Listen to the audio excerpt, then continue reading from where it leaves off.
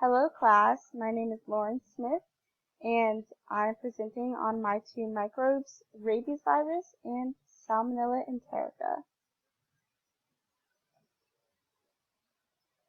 So, starting with Rabies virus, the binomial name is Monogervarales and the genus name is Rabies lyssavirus. The rabies virus is a rod shape, it's non-segmented, negative sense, and single-stranded RNA. This does have an internal protein core that contains nucleic acid. Surrounding the core is an outer envelope and a lipid-containing bilayer, and then it has glycoprotein spikes on the outside, which you guys can see here in the photo. So the rabies virus is unique because it does go through your typical viral replication, but the transcription occurs via polymerase stuttering. And polymerase stuttering is when a nucleotide is transcribed several times without going any further on the mRNA chain. So the typical stages are right down here, but then it does have that very unique factor of the polymerase stuttering. So here's the rabies genome. It does contain about 12,000 nucleotides, and it codes for 5 different proteins: the nucleoprotein, phosphoprotein, matrix protein, glycoprotein, and the polymerase protein. So right here would be the polymerase protein. We have a glycoprotein, matrix protein, phosphoprotein, and the nucleoprotein. So when it comes to transmission and infection, the lyssavirus is transmitted by host-to-host contact through saliva and biting. The virus is released by cell budding and then transported to the salivary glands where it is ready to infect a new host. This is a neurotrophic virus, so that means that it infects the nerve cells of the body and it will cause inflammation in the brain. The virus will start to deteriorate the brain, which will cause abnormal and bizarre behavior. Here's a photo of it. We'll go back actually. Okay, sorry. So the rabies virus will replicate in the muscle tissue, and then it will invade the nerve endings and reproduce virons in the nerve cells. The virus is now reverse transmitted to the central nervous system by way of the axons. Its rapid replication rates will allow it to spread to the host body before it is attacked and stopped. So here's just a photo of that. It comes from a rabid dog, or it could be any animal, from the bite and right into the muscle where it is replicated, and then it will go through the neuromuscular junctions and travel by axons into the peripheral nerves through axonal transport, and then eventually we'll get up to the brain, and it will cause encephalitis, which is inflammation of the brain, and then the virus will go right into the salivary glands and get ready to attack another victim. So, rabies virus is very deadly if infected, and immediate medical attention is required. The human body can fight off lyssavirus if given enough time and resources. So the host must get the vaccine to ensure that the body can immediately start attacking the cells. If no vaccine is administered before or after the bite, then the body cannot combat the rate at which the virus is spreading and replicating. So if you are infected with the rabies virus, you can receive a post-exposure prophylaxis. This contains a rabies immune globulin and the rabies vaccine. So you can also get a regular rabies vaccine before you're infected, just to prevent the infection, especially if you live in a high-risk area. for rabies or animals that have rabies, this is a very good thing to get. Animals can also be vaccinated to prevent it from spreading to humans. So discussing the post-exposure prophylaxis, the HRIG, which if we go back is the rabies immune globulin. So the HRIG will provide immediate antibodies so that the body can have time to respond on its own and create its own antibodies. The rabies vaccine will allow the body to produce the antibodies against the rabies. Although the HRIG is only given to those who have never received the rabies vaccine. If you've received the vaccine in the past, you will not be given this post-exposure prophylaxis. You will only be getting the rabies vaccine. So, continuing with that, if you're infected and have previously received the vaccination, then you will get 2 shots of the vaccine, and this will be administered on day 0, which is the day of the bites or the incident, and then day 3.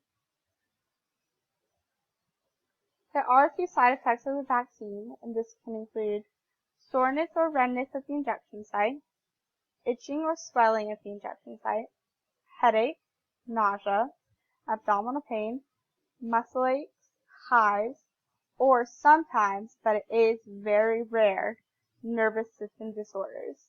This would be because the rabies virus does cause inflammation in the brain, and it deteriorates, and then you will have abnormal or bizarre behavior, and the rabies virus does also target the central nervous system, so this can occur, but like I said, this is a very rare side effect of the vaccine.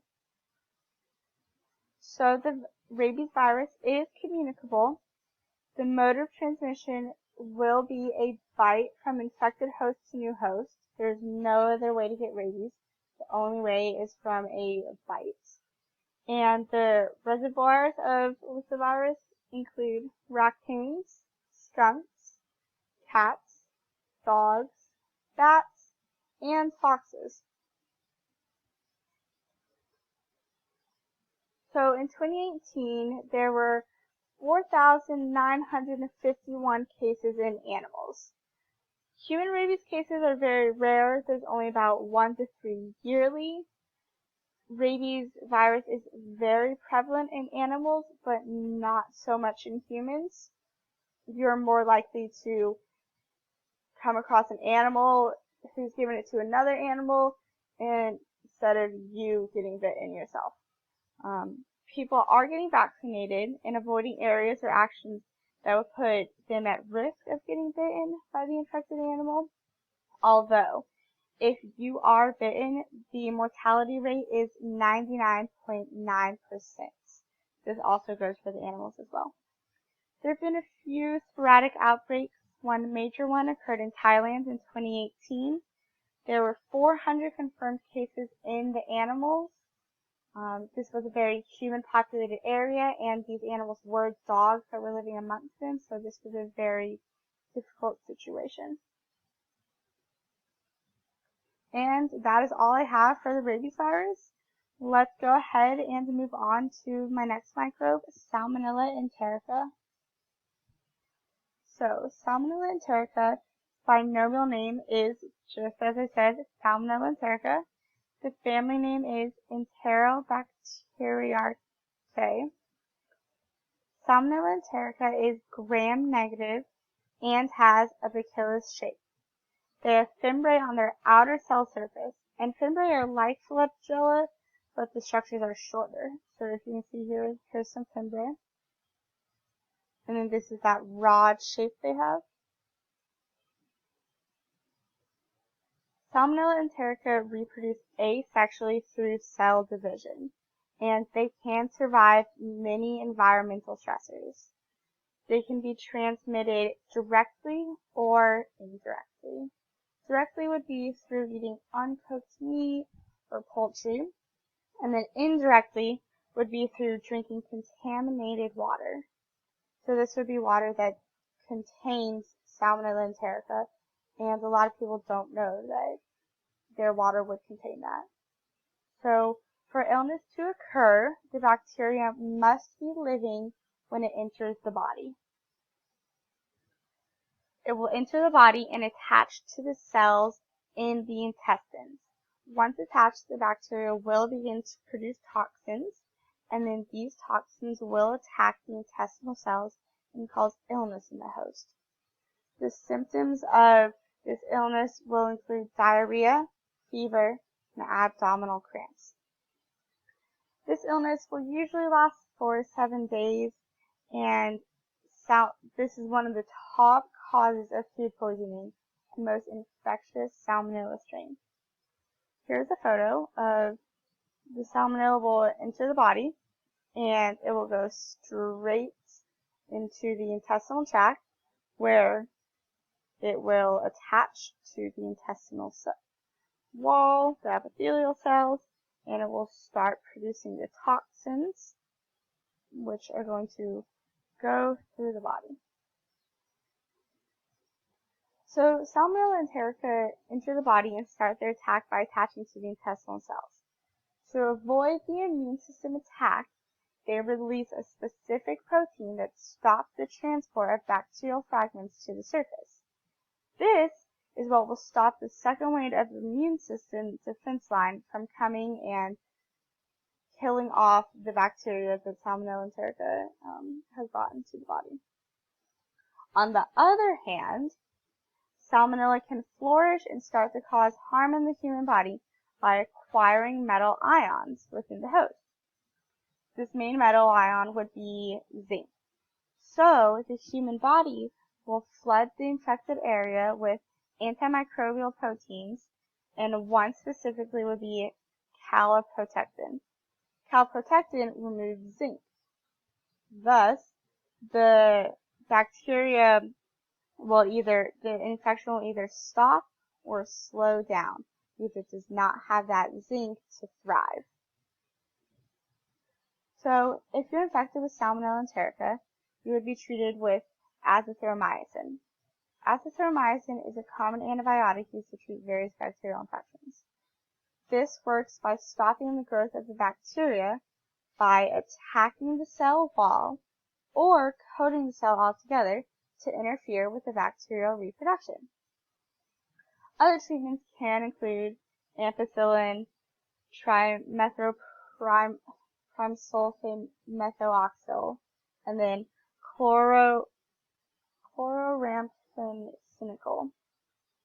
These are other antimicrobial drugs, although they have been shown in recent studies to not be as effective as the azithromycin. Side effects of this can include nausea, abdominal pain, muscle aches, and headache.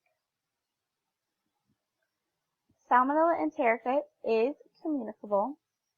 The mode of transmission is consumption of contaminated foods or water, so your uncooked meat or poultry or the contaminated drinking water. Another mode of transmission will be contact with infected animals, humans, or feces. Some reservoirs of Salmonella enterica include cattle, swine, poultry, wild birds, flies, or your general household pets. In 2018, there were about 1.3 million cases of Salmonella enterica related illnesses. About 26,500 of these were hospitalizations. Salmonella enterica is very prevalent. Many people are becoming infected with this because it's very easy to contract, although the mortality rate is less than 1%. There have been some outbreaks. A lot of them are just general frozen food products that have salmonella that must be recalled. So in conclusion, the rabies virus is not a common microbe that is found infecting humans, although if infected is very deadly. This is due to the fact that it's a neurotrophic virus and affects the nerve cells. The vaccine is common and easy to get if you live in a high-risk area. Salmonella enterica is a very infectious bacteria, and it causes most food poisonings, although it is not deadly. And that is all I have for you guys. Thank you.